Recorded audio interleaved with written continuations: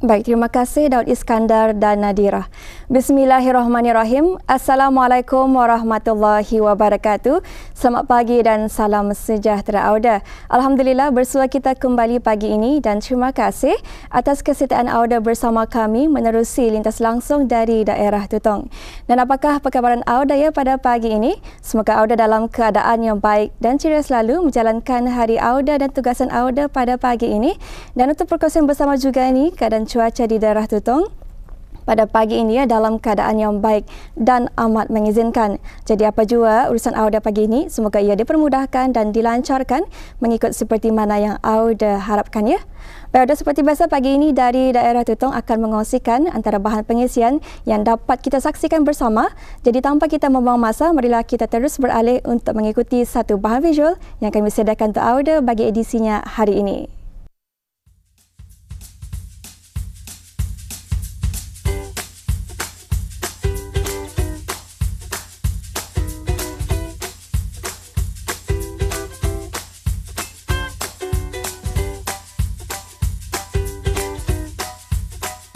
Ringkat atau juga disebut sebagai mangkok tingkat memang tidak asing lagi bagi masyarakat kita ni yang digunakan secara meluas pada zaman dahulunya untuk membawa makanan seperti kuih, manisan, lok pauk, makanan kering dan sebagainya. Meskipun penggunaannya kurang dipraktikkan masa kini, namun kehadirannya masih lagi dihargai. Bahkan ada sesetengah masyarakat mendekorasikan ia untuk koleksi peribadi atau sebagai sumber perniagaan.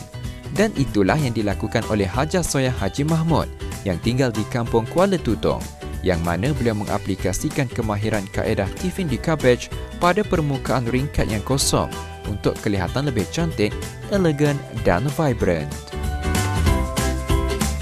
Sebenarnya ringkat aneh salah satu juga dari handicraft macam dari decoupage juga. Jadi samkat, putong dan tampal ya salah satu. Jadi ini alirannya bagian ringkat.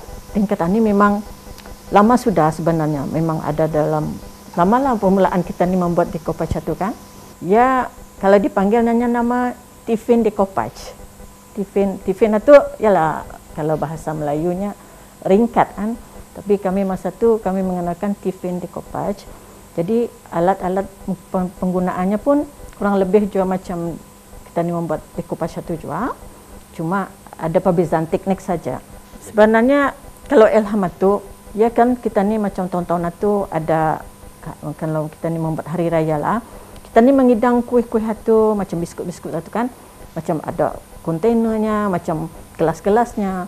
Jadi masa ni kalau saya pikirkan kalau kita ni menaruh kuih, kek apa kan, kita ni buat satu saja ia punya ringkat atau kita ni display atas meja, 2 ringkat, 3 ringkat. Jadi satu ringkat itu kita naruh biskut. Jadi kalau ada orang datang apa, kita ni buka saja ringkat atau disusun. Jadi ya mau ya lampak apa ni kemas. Jadi kalau sudah orang siapa tu, kita ni susun lagi balik kan. Kalau corak-coraknya tu ya macam terpulang dengan customer. Kadang-kadang ada yang meminati bunga, ada yang meminati macam jenis-jenis binatang apa kan, macam burung apa kan. Jadi kebanyakan diorang meminta buatkan saja mana yang lawa diorang order. Jadi customer kita ni mengikut customer lah masanya.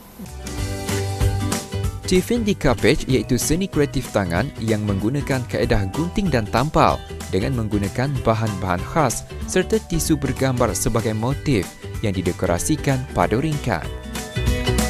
Secara ringkas, cara-cara untuk membuatnya, pertama, permukaan ringkat perlu dicalar atau digasa terlebih dahulu dengan menggunakan kertas pasir.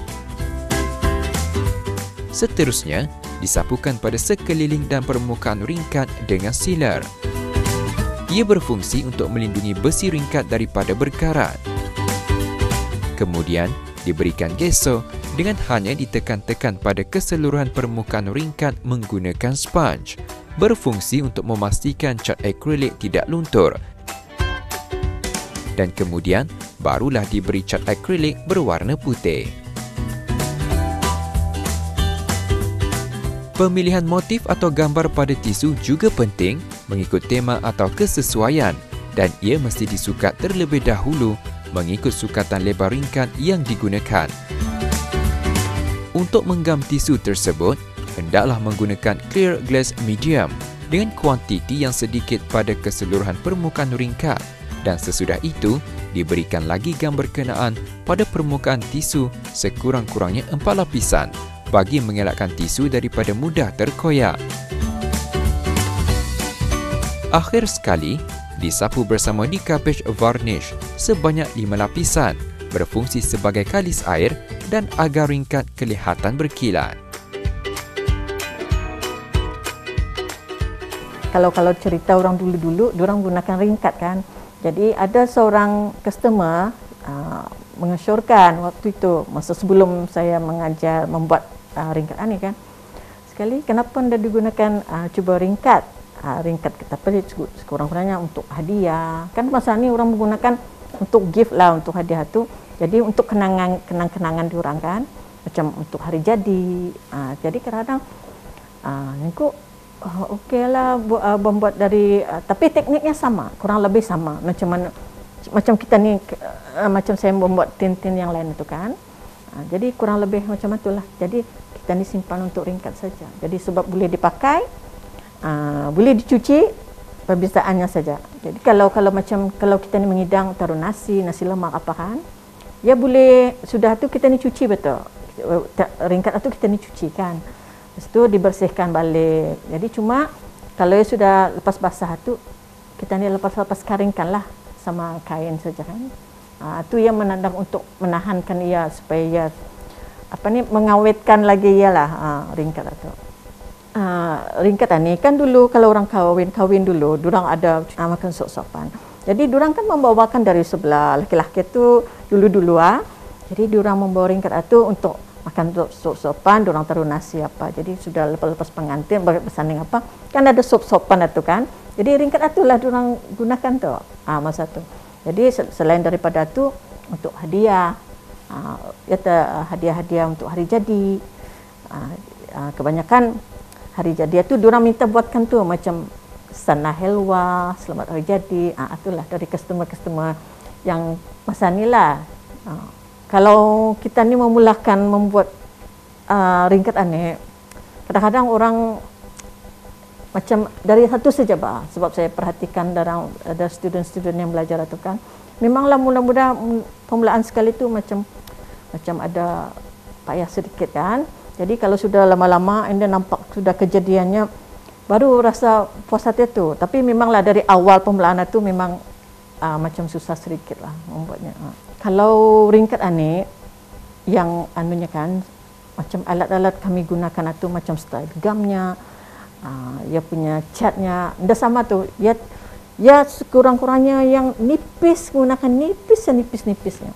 Jadi kalau sudah kita ni tampal gambar itu kan, jadi yang dah berapa ketara macam ya itu tabal ke atau enggak. Jadi itu saja. Mesti kalau membuat dan dah boleh terlampau tabal, senipis-nipisnya. Kalau macam kita ni fokus benar-benar, dalam sehari itu kita ni dapat buat 3 biji tu. 3 biji. Kalau macam kerajaan lain lagi, kalau konsentrate benar-benar, memang tu dapat 3 biji sehari itu.